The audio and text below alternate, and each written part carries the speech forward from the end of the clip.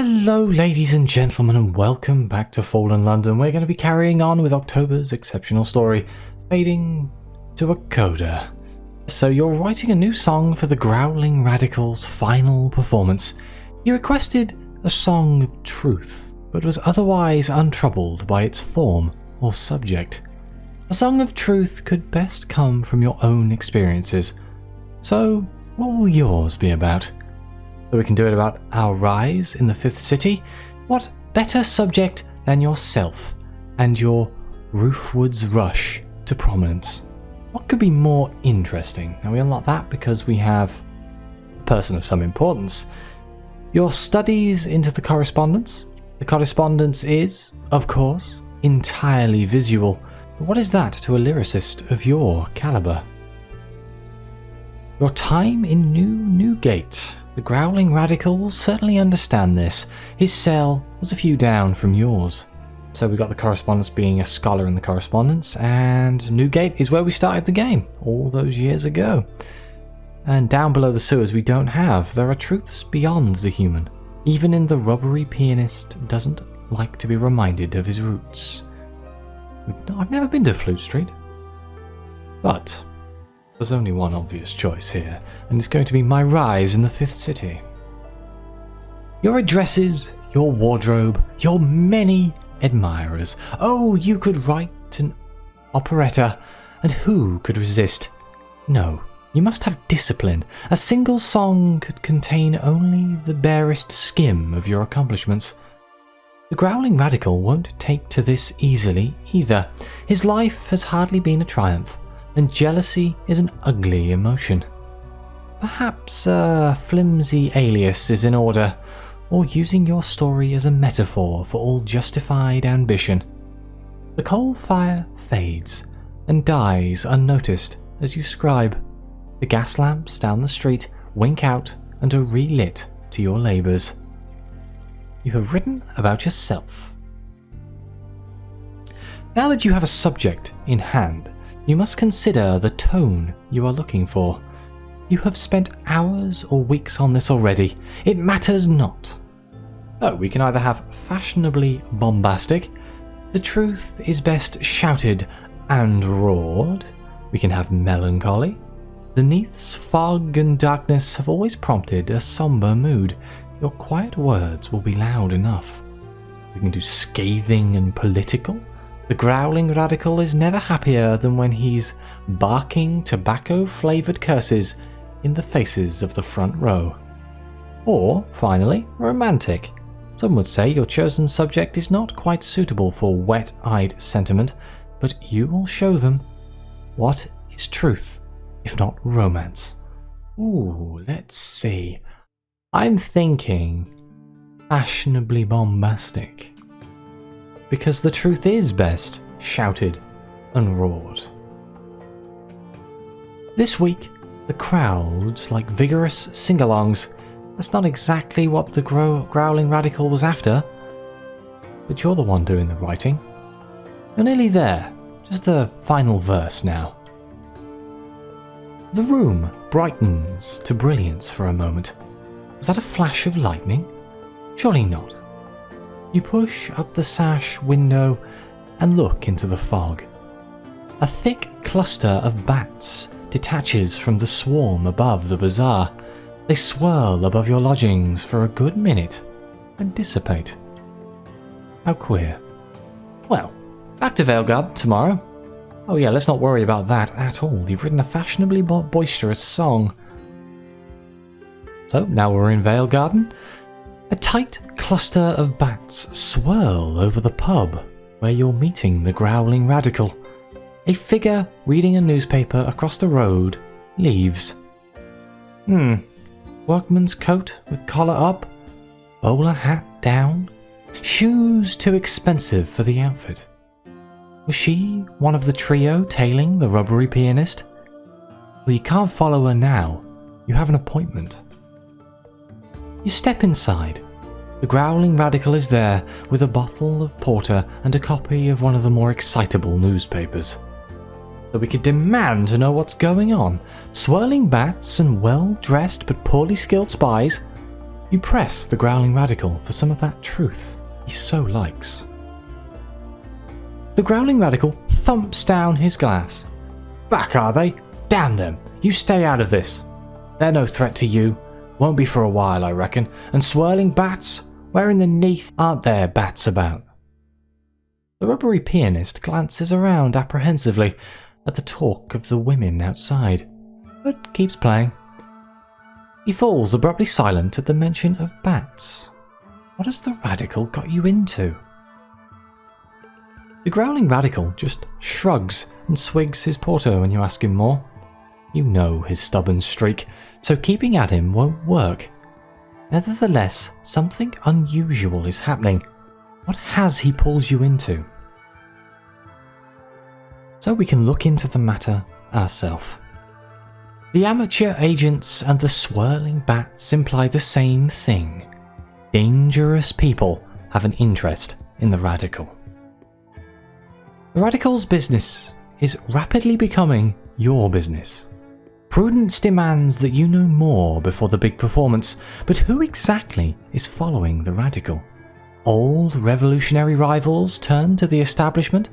Militant bohemians? You will find out, and Vale Garden is the first place to check. The idea of militant bohemians is terrifying. So we can start our investigation here in Vale Garden. The streets of Vale Garden are hung heavily with posters for show, including the one you're producing. But who here knows more about the Growling Radical and his business? Choose wisely. Word spreads fast here, and it would serve you best to be discreet, at least for the moment. So we have two options. We can talk to the maternal critic. She has covered the city's shows for minor newspapers since before the fall. She treats everyone here as her nephews and nieces. The Radical was briefly under her wing decades ago. Or we can talk to someone who was at his most notorious performance. Is he recreating whatever got him thrown out of Mahogany Hall? I'm probably going to go for the maternal critic, just on the grounds... Maybe she's nice to her nephews and nieces, or maybe she's horrible to her nephews and nieces. Talking to anyone who writes for a newspaper is probably a bad idea. Let's go with it anyway. It only takes a large glass of cheap wine and a free ticket to the upcoming performance to get the maternal critic to speak to you. What you writing for him, has he?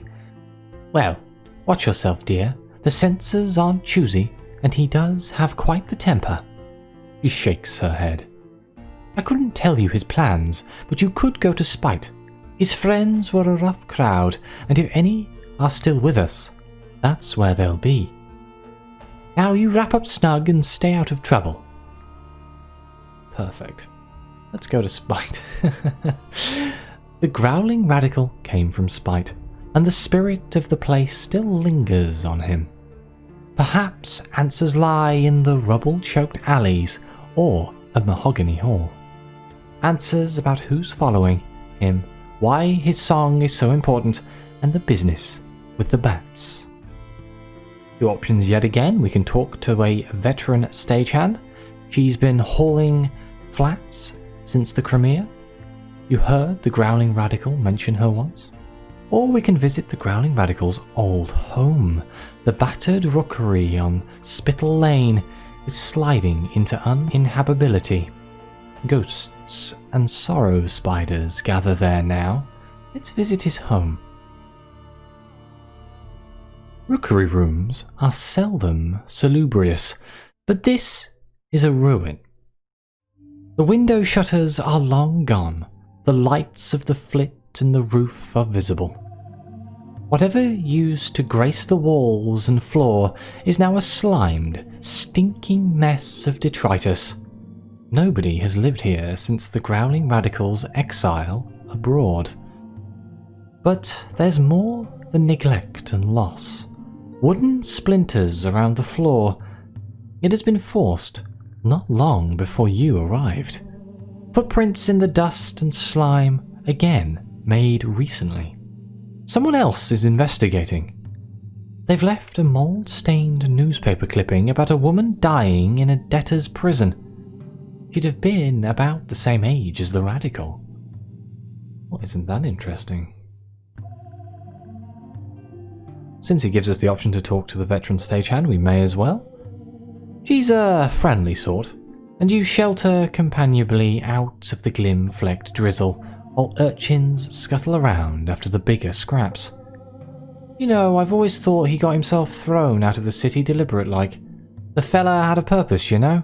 Acted like he knew something. He wouldn't say what, though. Used to drive me mad when we were together. He was always going down the docks.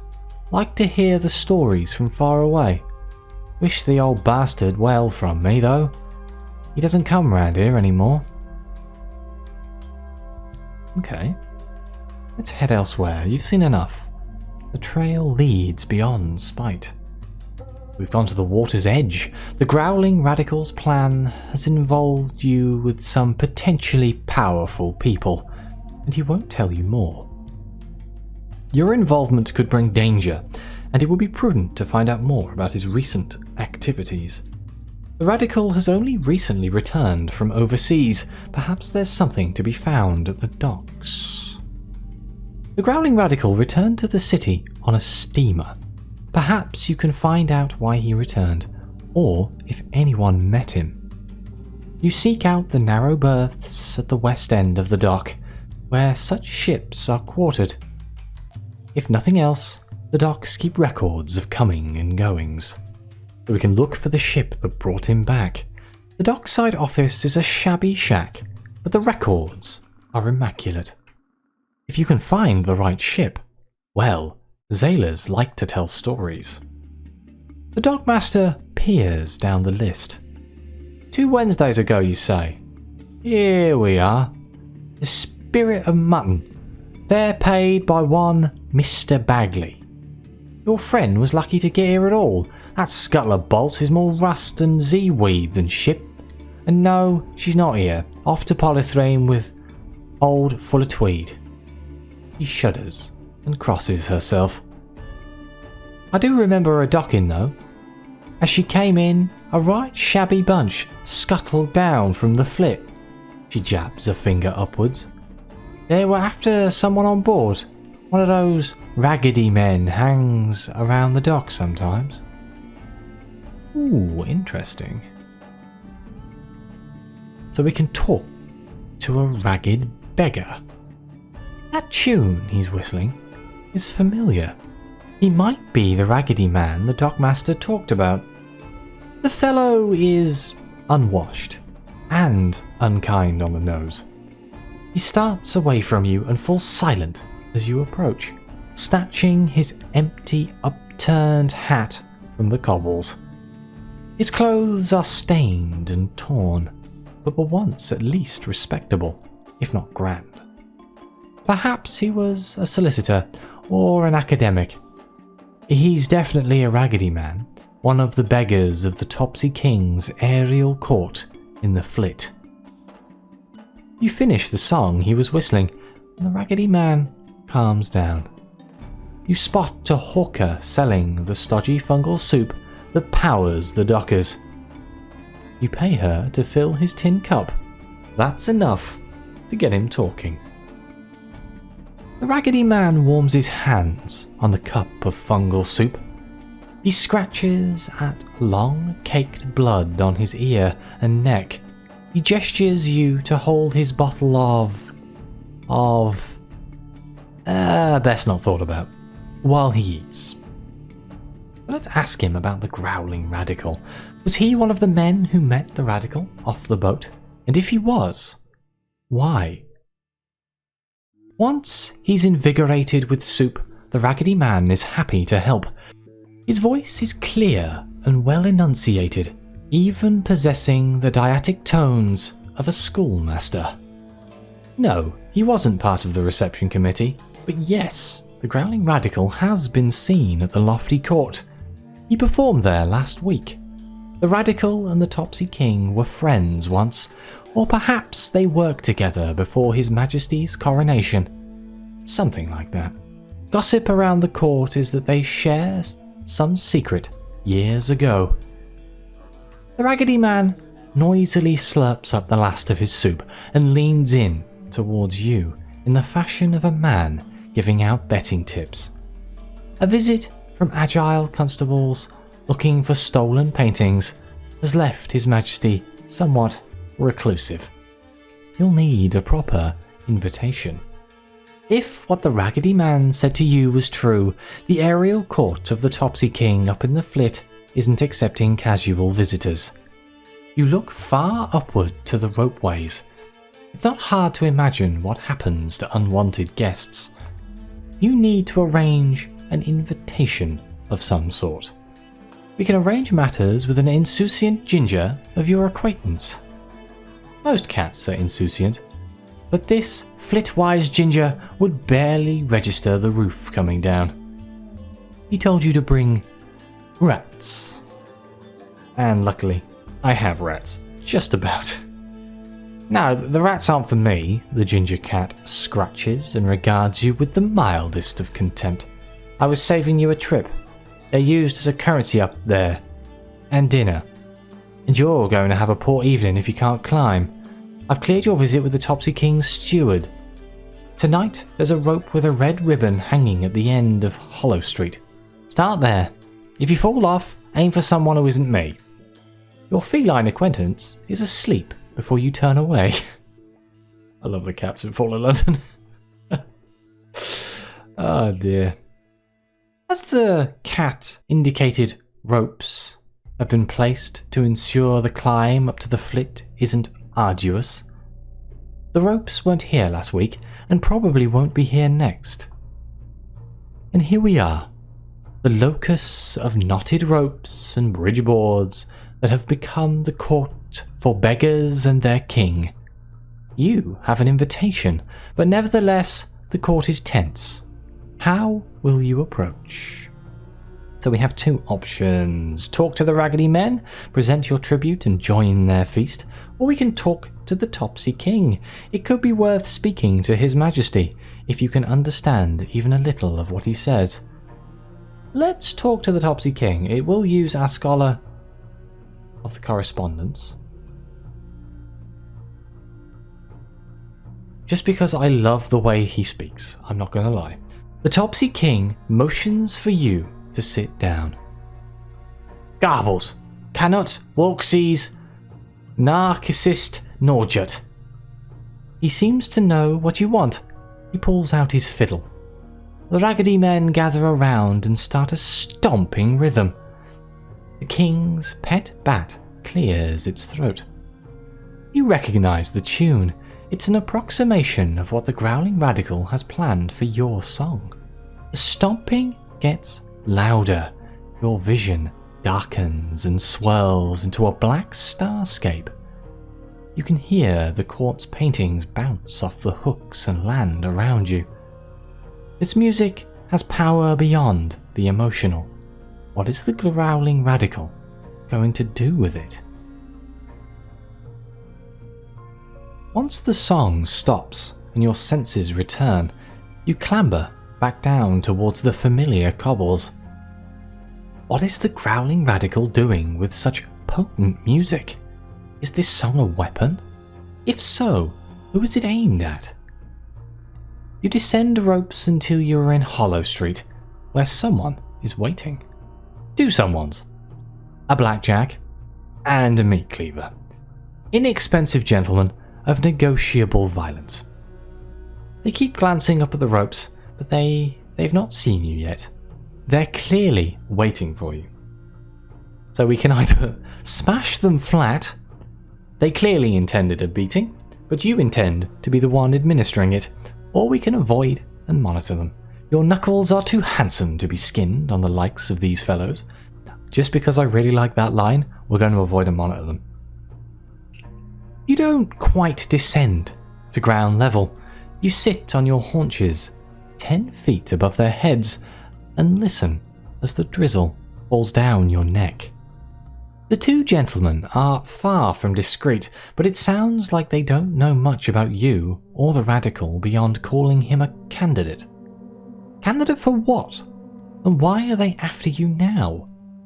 They mention the Society a few times and an area of Ladybones Road they're supposed to report back to once they've dealt with you. That's enough to go on. Back at your lodgings, you consult gazettes and directories. There it is. The Society of Upright Persons. That's the only one that fits. Ladybones Road it is. Time to find out what they're up to. The Society of Upright Persons is a great name. Given the nature of the employees that were waiting for your descent from the flit, a nocturnal scouting is warranted. It's best to know exactly who has hired people to do you harm. The Society's address is professional and respectable. It is the sort of street that might host gatherings for notaries or solicitors. We can step inside. All who fear the divine are welcome. An unusual sign for people who hire thugs. A window has been left unlatched. These people are lax with their security. The Society's headquarters are empty at this hour. The building creaks as the last coals in the grate settle to ash. The entrance hall indicates restrained wealth. The furnishing is austere, but there is a large portrait of the Lord Protector. The vast number of leather-bound books are largely concerned with ethics. The impression of a professional society continues until you creep up the institutional green carpet to an office. It contains several bales of fabric cut into thin strips. Bandages? There is a map of Venderblight on the desk, alongside 2 large notebooks, the minutes of a society meeting, and a list of candidates for renewal. Okay, so let's examine those books. A gas lamp flares into light in the street. You only have a little time, but enough to skim the 2 volumes.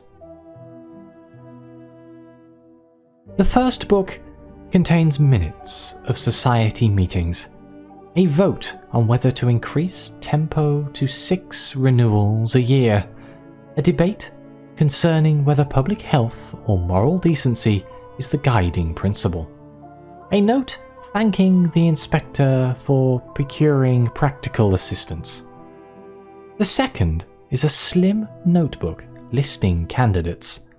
The Resolved section lists 11 names, 2 of which you recognise as recently converted tomb colonists. There are 4 names under For Renewal, all prominent and elderly. One is that of the Growling Radical.